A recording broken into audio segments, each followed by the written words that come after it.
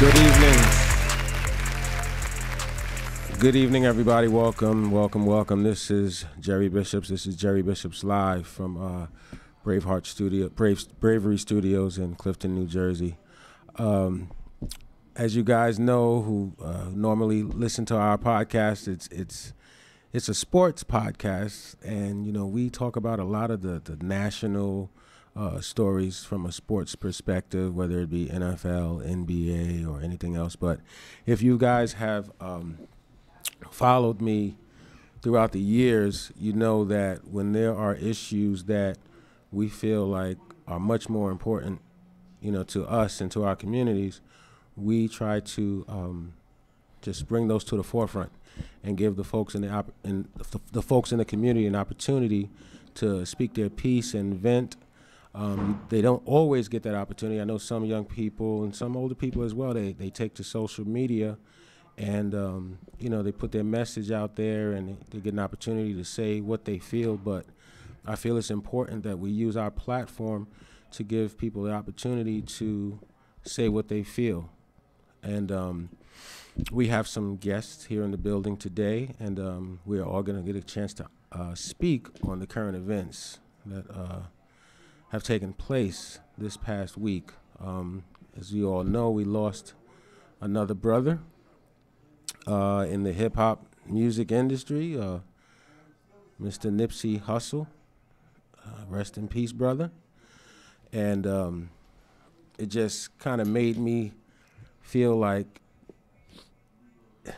I don't understand. I just didn't understand why younger folks have to relive the things that we went through as younger folks. Like, we went through Biggie dying, Pac dying, and Jam Master Jay dying. So why do the young people in our community now have to deal with the artists that they look up to and people that are mentors to them, or people that they look up to as entrepreneurs and artists? Why do they have to look up to these people and they get killed? Now it's just the cycle is repeating itself, and it's sad. I have a young brother with me at this table. His name is Anton Douglas. And Councilman Kasim Gomez actually gave me his information, and he said that he wanted to share some information with our community. He recently lost someone very close to him, and I wanted to give him the opportunity to speak about his loss and what he's been going through as a young man in his community. I want to thank you for coming in, young brother. Thank you, Mr. Douglas. So, what is it that you would like to share with us this evening? First, let me start by saying thank you, and I appreciate the opportunity to come speak on your platform about how I feel about what's been going on recently. Not even recently, but like it's been going on for a while, but I lost someone who was like a little brother to me. Okay. And it really like it hit me a different way than any other loss hit me, because I know he was a happy person and he loved his music. Right. We ain't perfect. Right. We did some things we not proud of doing, but everyone could vouch for him by saying he didn't really want the bad stuff. He wanted to make it in rapping. Right.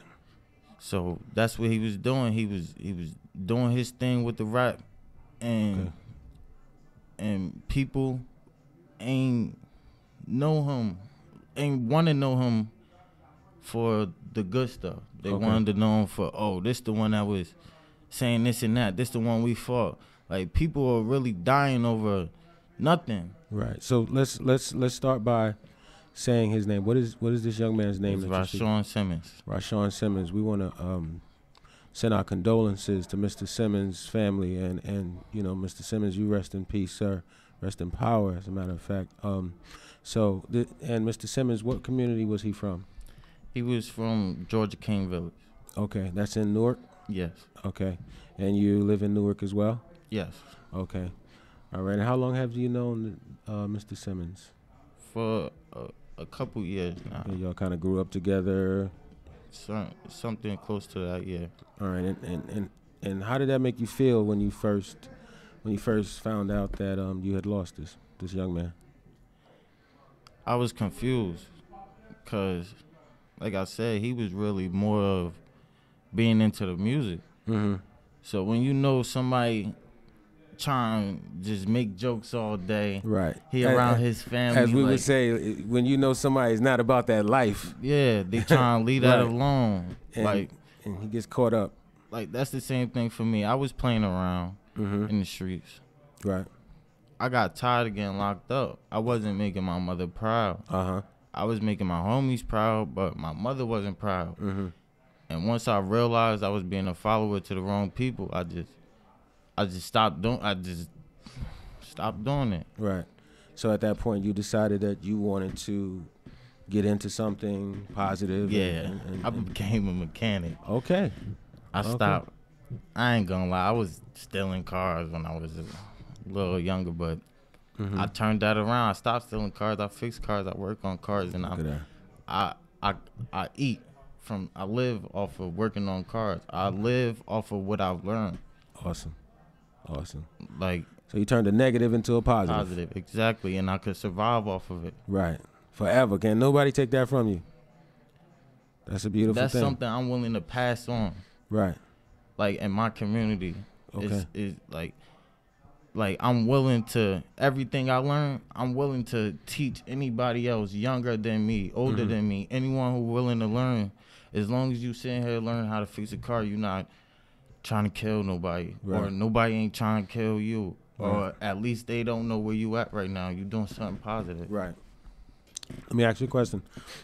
Is that the first person that you've lost in the community that was No. No. Okay. It's all right. I get it. Yeah, I get it. I'm only 21. I could count 10 people I got memories with, not just, oh, yeah, I know him. I went to a party with him. I'm talking about, he knows my mom. I know his mom. Right. Our moms know each other. Right. People I was close to, gone. Yeah. For nothing. It's not even over nothing. That it's something you could talk out. All right, misunderstandings. Okay. People quick to pull a gun because they weak. It's the weak that's doing it. Right. No man strong enough. No strong man gonna pull out a gun for every situation. Not the men I know. Right. Everybody focus on trying to be the man. It's trying to be, that nigga. Right. My generation, everybody want to be that nigga instead of a man. Right. And that's sad, because they rather grab a gun, walk around, and try to go kill somebody, take somebody's life, instead of provide for their family. Okay. People forget about their family in the midst of beef, war, over nothing. Right. You know what? It's a really, really sad. It's a really, really sad situation. You know, when you know, you speak of 10 people that you know that, you know, whose lives have been taken. Not over within 2 years. Through senseless violence, because I'm 43 years old, and I don't think I can name 10 people that I know, you know, personally like that, whose lives have been taken because of senseless gun violence. I mean, if I think hard, probably, you know, but just like right off the top of my head, no. What, you know, how do you feel when you walk the streets? Like, are you afraid to, like, kind of have encounters with people, or, you know, like, does it bother you that you feel like there's a lot of guns on the streets? I mean, what's your take on it? What bothers me is nobody wants to change that there's a lot of guns in the street. Okay. What bothers me is you could be from one side of town, I could be from one side of town, and one of my peoples could kill one of your peoples, one of yours. Nobody want to stop. Right. They want to keep keep killing. I'm tired of losing people over. They don't even know why this started. A lot of people don't know how most of this stuff started. They just carrying it along off of what the last person told them. Okay. That ain't right. So nobody's tried to call like a truce or anything like that. Nobody wants to. Nobody wants to. I know one person from the other side of town. I'm pretty sure you know how it is. Yeah. Mm-hmm. Me and him talk.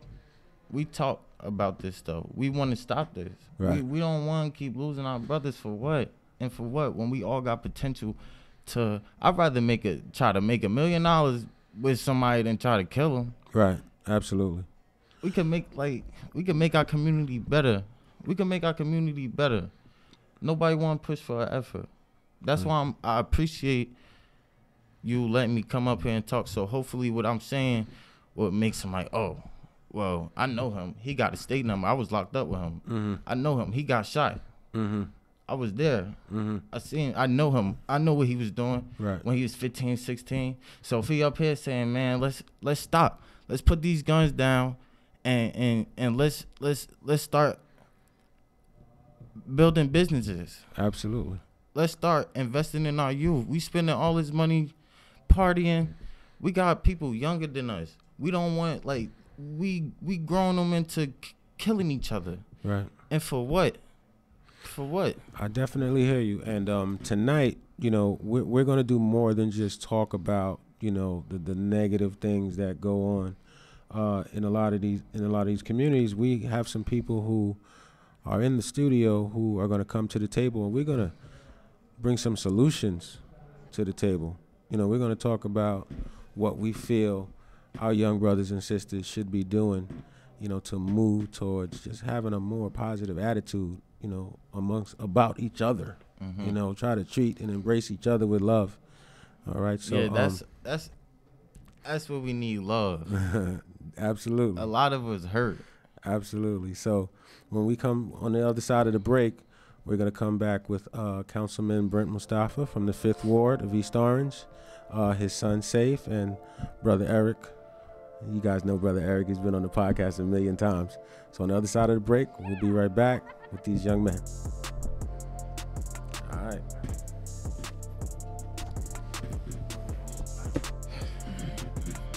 You're good.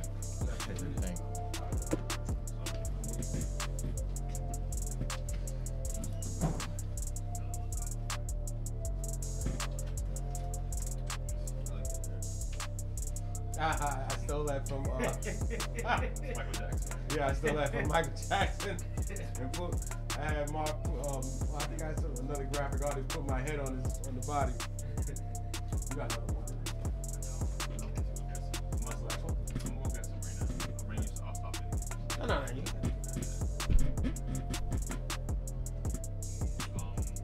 want 3 people on that side, right?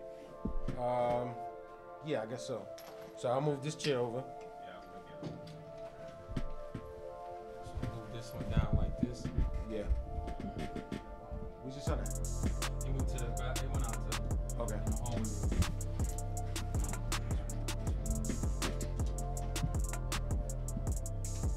Yeah, we gotta bring it from under. Trying to make the job a little easier. Yeah.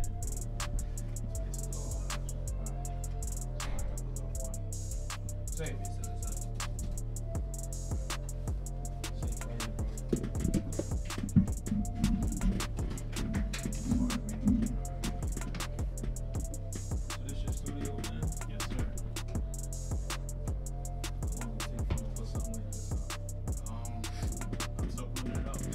I guess I'll let you know when I make it to the finish line. If there ever is one. No, it's the finish line, bro. Let's just keep moving forward. It's an adventure. But as far as building it out, it's taken me a couple years. So it's a long way to go. I'm gonna keep it soapy because I know as soon as I hit live, I'll adjust the camera. Make sure everybody is shot.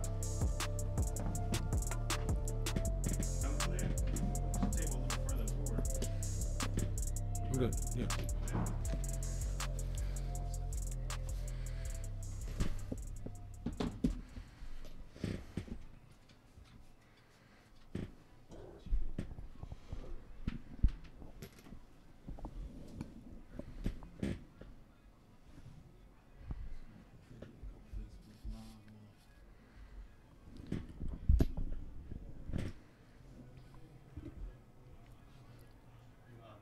We're live?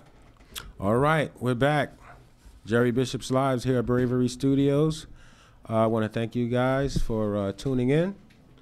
At the table now, we have E-Nice, E-Buggy, my man.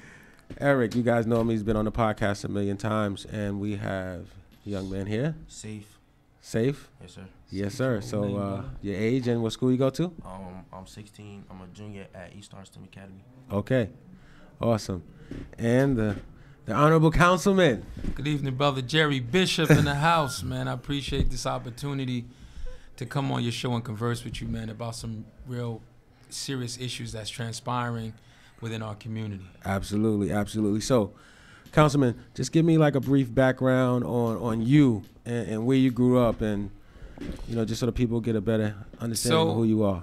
I've been blessed by the mercy of God, man, to grow up in a very unique and diverse city, predominantly African American, which is Newark. And I was fortunate enough to go to local high schools and get a very strong understanding of the culture and the climate that is surrounding around what happens and what transpires within the inner city. I graduated from Malcolm X Shabazz. I went on to Howard University, where I studied for about 2 years, and then I was awarded my second year there with a scholarship, and I studied abroad. Oh, awesome. I went to the University of Medina, which I studied for 3.5 years, and I finished with a degree in language and some jurisprudence. And then I returned home, young, with a family. I started teaching. Then I looked to establish myself in a career that would afford me an opportunity to go back to school, because I wanted to pursue some other degrees. And I joined the fire department. Okay. So I've been there for about 13 years. I'm a captain there. Awesome. And that propelled me in a position where I desired to really get into community engagement and serve my community. I was appointed to the Board of Education in East Orange. And then after that, I went on to run for city council, where I serve now as the 5th Ward councilman in the great city of East Orange. Yes, sir. And I'm up for re-election right now, so, holla at your boy. Absolutely, absolutely. And one thing, yes, sir. And I want to say, brother, you do an amazing job, man. You do an amazing job. That, brother. And I'm not just saying that because I've been to the city council meetings and, I've seen you work. But more so, the messages that you put out on social media, you know what I mean? Just encouraging folks. You know what I mean? I see a lot of times you're at the ribbon cuttings, encouraging the entrepreneurs in the town.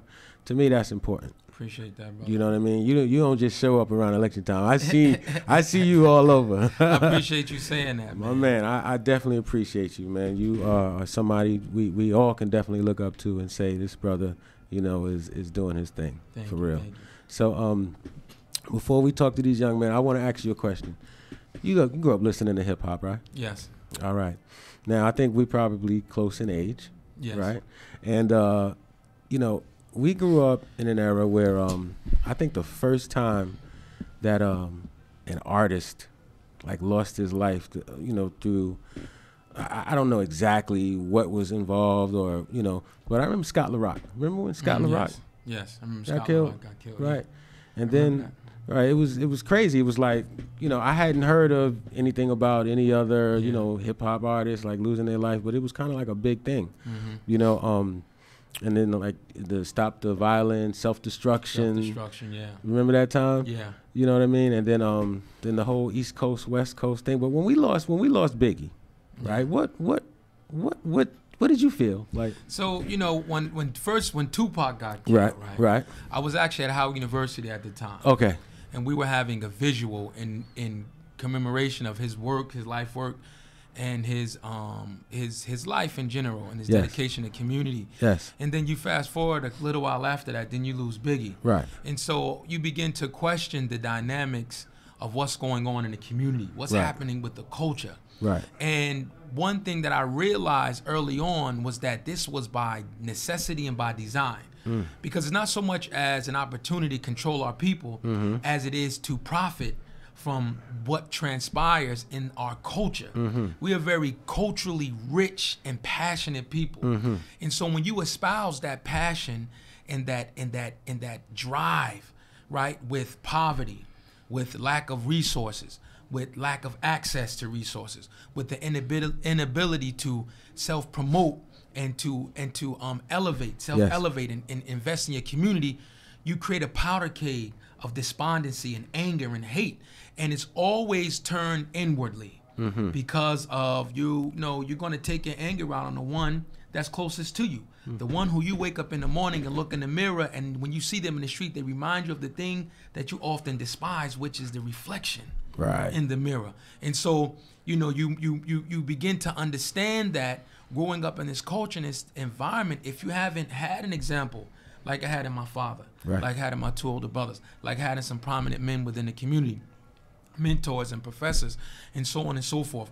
which begin to cultivate my mind and understanding that there is a now and there's a then. Yes. Right? The now is preparation for the then. The then is in the future. The now is what has to be laid down as far as the framework to get us to the then. And what's happening now is that a lot of the young people, they don't have any perspective of the then or what's coming. Right? And so when I say then, I mean the future, not the past tense, right? Not the off tense, right? The thing that's on the side. I'm talking about the then, what's going to transpire then after the when we acquire the things that, we look to establish. And so when you don't have that perspective, when you don't have that outlook, you don't have that understanding, you have leadership and people who are in a position to make change, having those conversations, engaging the young people in this generation with opportunities that fit within a framework of what they're experiencing. Right. The folding of time, right? This generation can fold time and space like we never could do in our generation. You're right about that. And people don't know what I mean. A lot of times don't understand what that means when you say that. But they're able to send them. I can have a conversation with you. We have a disagreement. By the time you put your hand on the door, the whole school can know about it. That's right. Everybody that's in our chat room can know about it. Right, and then that is a different or added, variable within the equation of the social dynamics in which they exist. And so I grew up in a time. I'm gonna be honest with you. I'm like the young man right there. Right.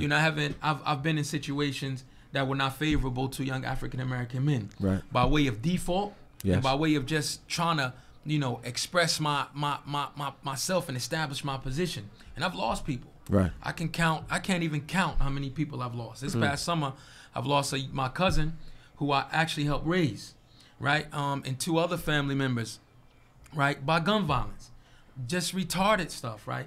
And so when I lost my cousin, the young one that I raised, it was in the mindset, and I went back somewhere, right? And I had to catch myself and understand that, there are people that live for 100 years, and you never know they exist, right? And then there's people that their lifetime is 20 years, but they live like they live 250 and have an impact. And so you got to thank God for the time that you have with people, and then you have to connect with the people that are living and try to make a different outcome for those people that are coming up. Right. So I don't want to be long-winded, man, and I hog feel the you, show. I but want these young brothers to get on. Absolutely, but I just want to ask you a question, because I feel like a lot of our young men, sometimes they don't take that moment that you took when you said you had to after it happened, you had to stop yourself. You know what I mean? But what did it take? What did you do? It took a number of things. It took time and space. Right. At the time when I found out, it was like, wow, what was the circumstance, situation? As we first think, right? Good dude. Right. But you have to question. You're taught to question because he's an African American male. Right. What did he do wrong? Right. And it wasn't. It was a different type of situation. Somebody, tried to take something from him. He defended himself or whatever.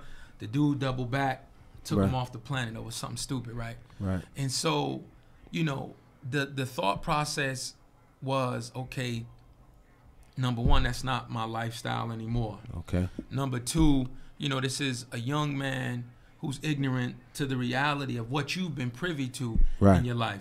Number three, how are these actions going to affect the people who are relying on me to stay free, conscious, present, and awake, right? And so that impulse is evident throughout our life because we're facing post-traumatic stress disorders that we haven't addressed, right? But, and I'm going to end with this, but the reality is that the mind has to develop. And I had to go through life experiences to get to the level to be able to recognize that catch, to be able to understand that, okay, Mustafa, relax, Yes. bro. Yes. Take it easy. Yes. You know what I'm saying? Yes. And so I know in my life that 5 seconds, I don't care if I'm a councilman, I don't care if I'm a fire captain, 5 seconds can change my life. Absolutely. Absolutely. And I really wanted to focus on that because sometimes a lot of brothers don't take that time. You got to stop where you are and just think about, what the consequences, will be, of your actions. Young brother Safe, Yes, sir. you're at STEM Academy, right? Yes, sir. All right. Tell me how you felt when you first heard the news about this young brother that lost his life, Mr. Nipsey Hussle. Were you a follower of his music or? I had known of him, but I wasn't like really a fan of his music. Okay. But it really affected my best friend. I consider him my brother. It affected him more than it affected me, because he kind of looked up to him. Okay. He doesn't really have his father anymore, so he Wow. it really affected him because he looked up to him, and it kind of affected me because I have a connection to him. Yes. So he felt bad about it, then I felt I was down about it, and it's just crazy Right. that nobody can like really do anything in the community without somebody hating and wanting to take your life all the time. Right. Like nobody can like really prosper and want to see other people prosper without somebody hating and not wanting to see everybody else do good. Right. Instead of trying to like evaluate the situation and be like, oh, how could I make my way into that circle and into that cycle to where I can to where I can better myself and better the people around me. Right. And try to bring more people in, younger people, older people. It's never really too late for anybody to come and try to change themselves. So yeah, that's really how I feel about the situation. Right. It's something else because it just seems like when I think about Tupac, right? Tupac, we all know Tupac. He left this earth way we feel like he was just before his time.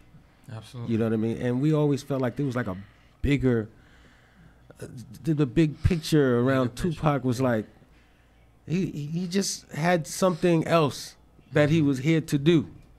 We know about his background in terms of his family and, how important they were, to the movement.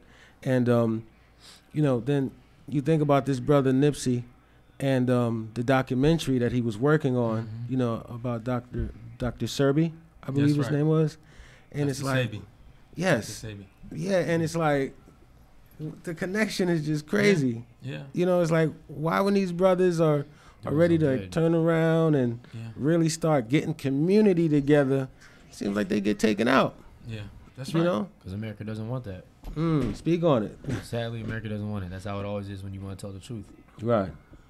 That's the risk you take. It's a shame saying that, especially as a black man. You take that risk. That's a shame. And I was talking to a young sister earlier, and that's really like the quintessential factor in every situation where one of our young aspiring leaders is murdered, right?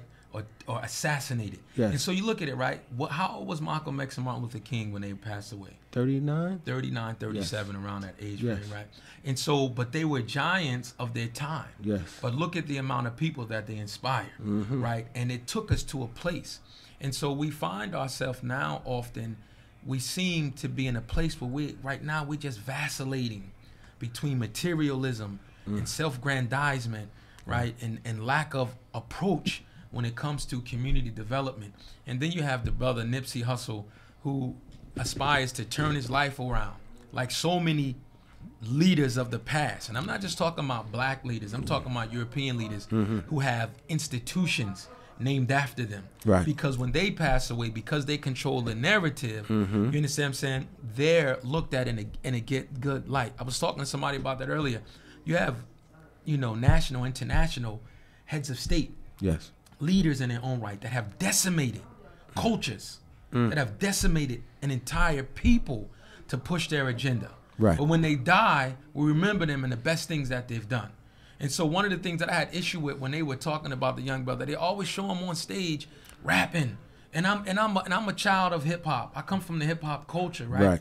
But the thing is that it was more to his life. Yes, sir. That's like, God forbid me passing away and somebody, putting pictures up or or videos of me just working out or running around in the park or lifting weights. Right. You know, they don't talk about the relationship that I have with my son. They don't talk about my outreach within the community. Absolutely. They don't talk about the positive things that we've done to grow our community. Absolutely. The business that I own, Yes, how sir. I employ people in the community, and so on and so forth. And so one of the things that have to transpire, and I want to ask these young men, is the narrative. How do we begin to craft the narrative around an ideal and a concept that puts us in a better light, that shows us in a better perspective nationally and internationally? I would say just speaking on it. Like that's a big benefit of social media, because you know you can get these hashtags going and stuff like that. So I think you start to see that more. Like sadly, as more and more people go, like people would say, "Oh, let's not forget this brother did this." You know, you want to talk about this thing, or you know, when someone's gunned down, gun violence. When it's a white person, it's a mental health issue. When it's a black person, oh, it's black on black crime. You know, and we're calling that out. So I think that's a big part of it. See? Good point. I think it's really more of a support thing. Like, a lot of people, they don't really want to see. With your mic. I go back to saying the thing about prospering and being successful. A lot of people don't want to see each other do good, so they hate and they don't really support each other. And that's like a real thing that really gets me upset. Right. So, you yourself, in regards to, you know, the community that you live in, like, is there anybody that, you know, you can kind of go to as, you know, as a mentor and just kind of talk, you know, when there's different things that you know, may be puzzled about, or, you know, I would say I know one of the pastors in the community. I'm close with his name is Pastor Terry Richardson of First Baptist Church of South Orange. I'm cool with him, so I talk to him from time to time. Okay. But yeah, as far as like a male figure, no, my father's never been a part of my life, so I don't have that. But you know, I do talk to people when I need to talk to people about things. Right. Yeah. I think that's important, you know, for us to just have or make contact with different men in the community, you know, who we can have these conversations about, because it's so important for the younger generation to hear a story like that, where he says, I had to catch myself. You know, I had to take a moment to just kind of gather my thoughts and think about, you know, everyone and everything that I'm responsible for, and how, if I make the right decision or the wrong decision, how it impacts my family. You know, and maybe these younger brothers need to, you know, hear that type of story, and it may help them make, you know, better decisions. It's sad. It's sad because, you know, to hear, you know, 21-year-old and 22-year-old guys talking about, you, Mr. Brother Antoine, you said how many people within 2 months, you said? Within 2 years. Within 2 years? 10 close people. 10? Brother Anton Douglas said he lost close to 10 people in 2 years.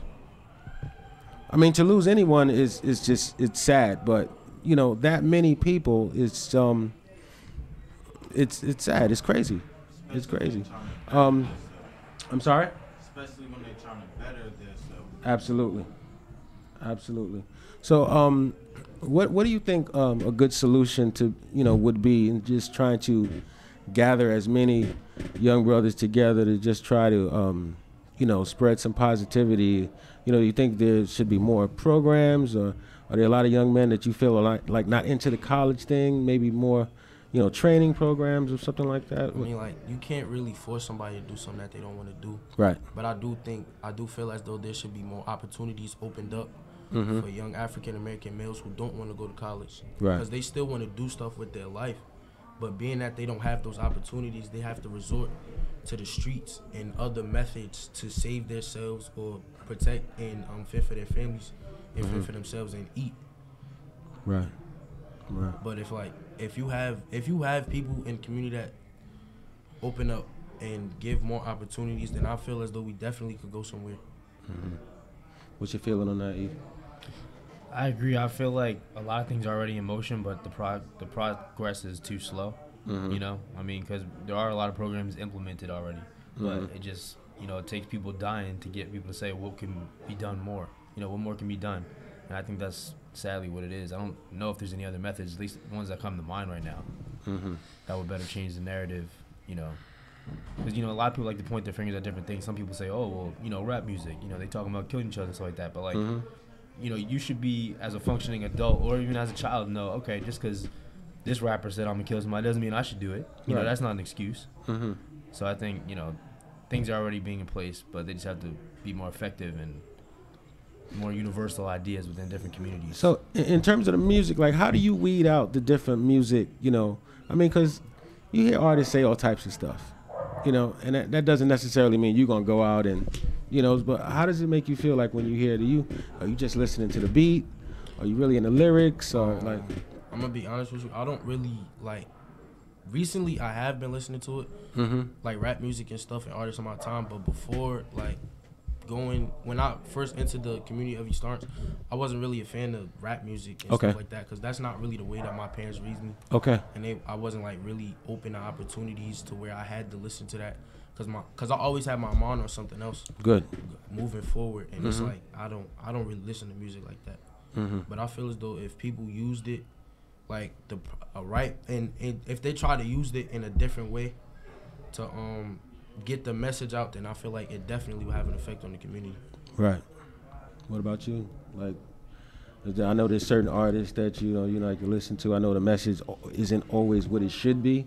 You know what I mean? But I know there's certain artists that you like to support. Can you name some of them? Like, yeah, I mean, I think it's good for every person to have a diverse taste in music. I mean, you have ones that you really rock with, of course, the most, but you know, and you can find on my phone everything. Like, you can find Meek, you can find Logic, you can find J. Cole, you can find a bunch of different people. Just to put your mind in different places. You know, your mind shouldn't be in the same spot all the time. Right. Because it's only going to be one mentality, I feel like, or like similar mentalities. Right. There's a lot. The world's a big place. It is. So you can't just be, you know, putting yourself. You can't be limiting your own mindset. You know, I don't think you grow that way. Just like how you don't grow culturally if you don't meet people from different cultures.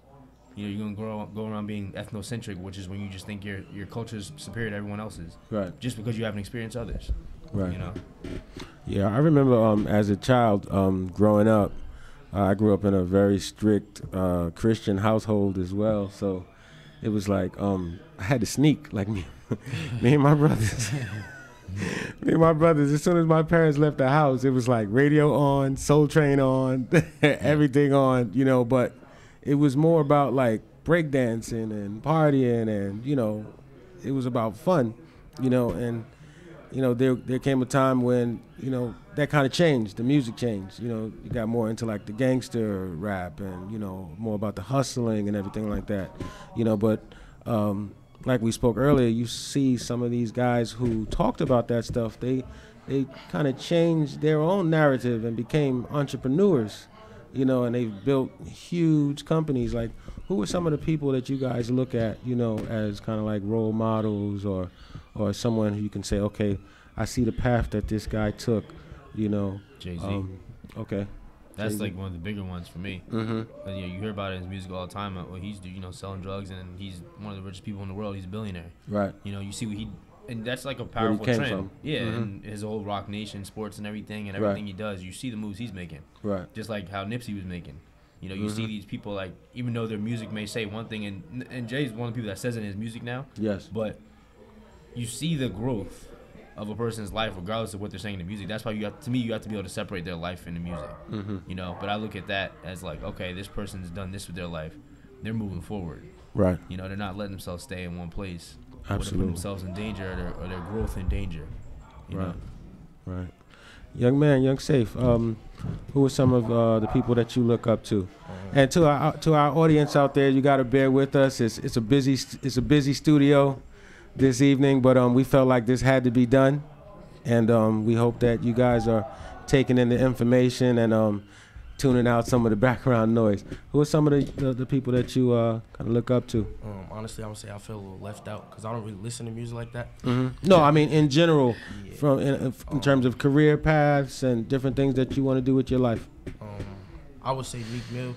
Okay. Because I feel as though after he had that whole situation where he was locked up over riding a bike, I feel as though it opened his eyes more to how the world really is, and he's really starting to cultivate his experience and try to open up more opportunities for everybody.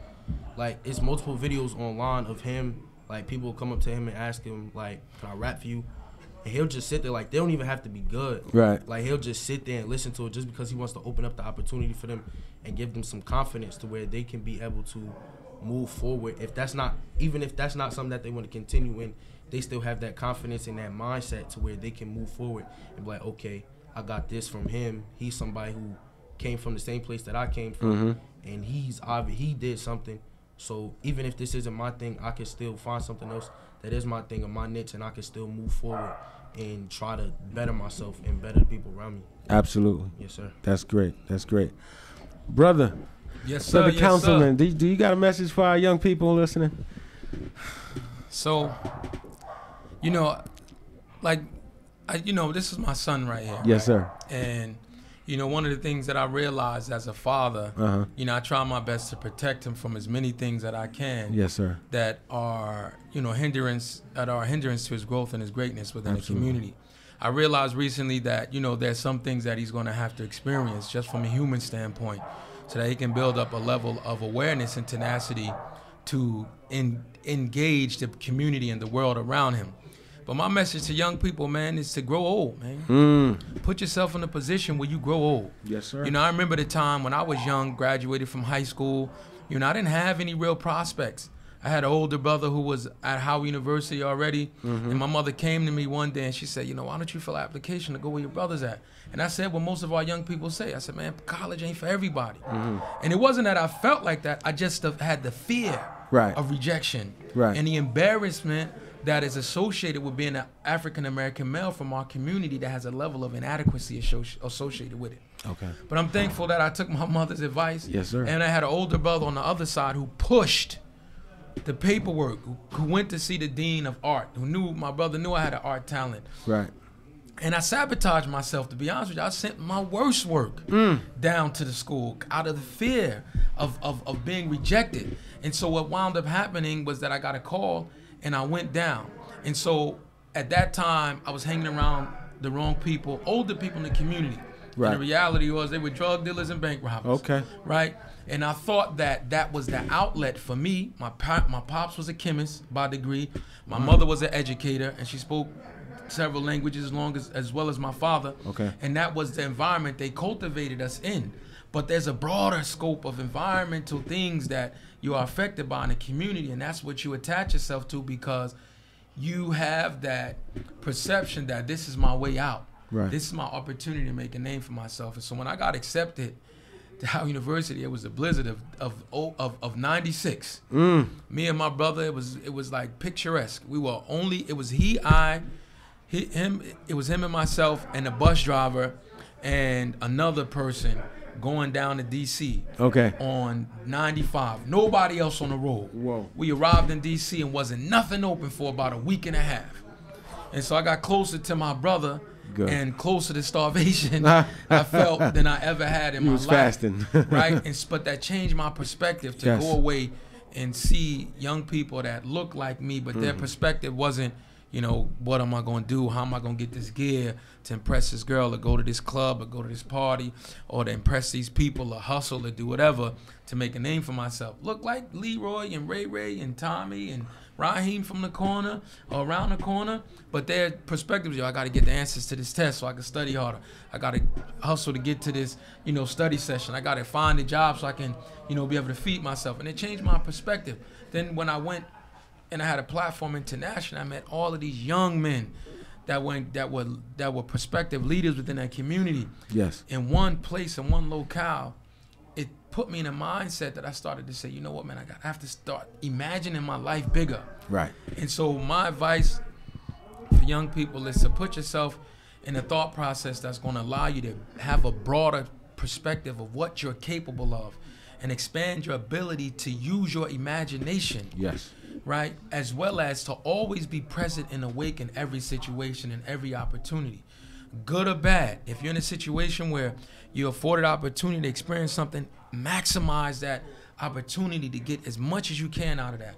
And if you're faced with adversity, maximize the opportunity to learn as much as you can. Because I've learned in my life, I've learned more from adversity and failure than I have from ease. And the lack of those things that are placed in our life to push our will and our desire and our intent to the limit.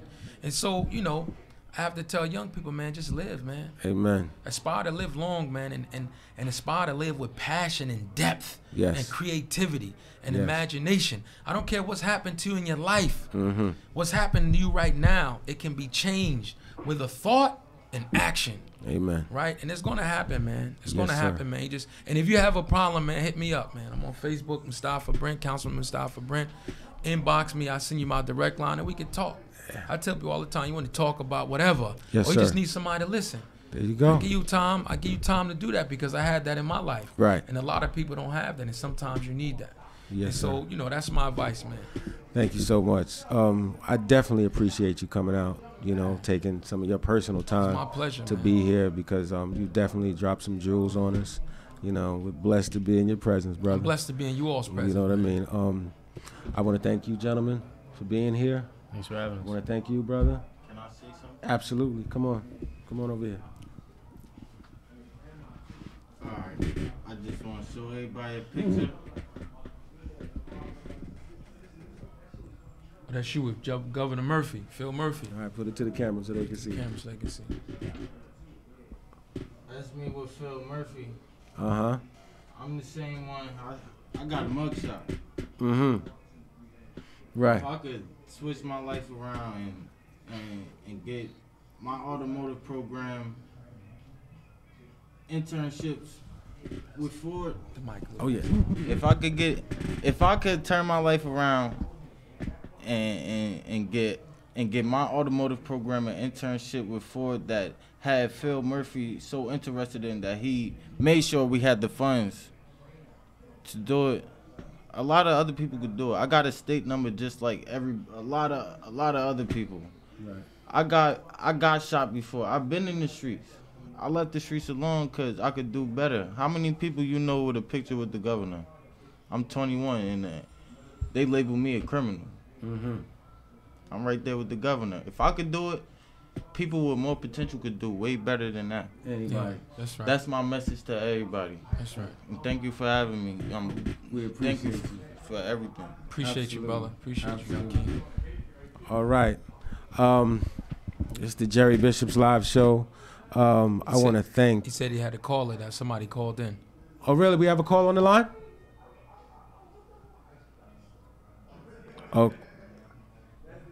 All right, caller. If you're still out there, if you want to call in again, we'll gladly take your call. What I was just gonna say was that I just want us to start addressing each other like kings, man. You know what I mean? Because we come from royalty. You know, we need to start treating each other like such. You know, we are kings and our sisters are queens, man. And I just want us to understand that. I want us to know that, like we come from greatness. You know, my son, he hates math. You know, and I took him to the different programs that they had 2 weeks ago in East Orange that was just basically centered around math. And it's so important for him to realize that math is in his DNA. Like we created this. That's right. That's right. You know, science. You know, all this stuff, we be like, oh, I don't like science, it's too hard. I don't like math, it's too hard. That comes from us. You know, and I just want us to understand our greatness. That's to right. realize our greatness because, you know, I don't think there's a lot of people out there that want you to know, you know, from who you come from. You know, so it's like I started just printing a whole lot of pictures off the internet. Great people, kings and queens. And brilliant people like Quincy Jones and and just started putting them on the wall in my son's room. And he's just started asking questions. Daddy, who's that? Who's Mansa Musa? That's right. Huh? That's right. You know what I mean? Wealthiest man in history. Yes, sir. And we know in our contemporary times. That's right. You know what I mean? Like, just start opening them up, exposing them to more. You know, I think that that's key. You know, so. You know, in my parting words, that's what I want to say, man. Let's just start treating each other like the kings that we are, you know, and try to just make the best decisions that we possibly can, whenever we can, you know. All right. So, with that said, I think we're going to wrap it up.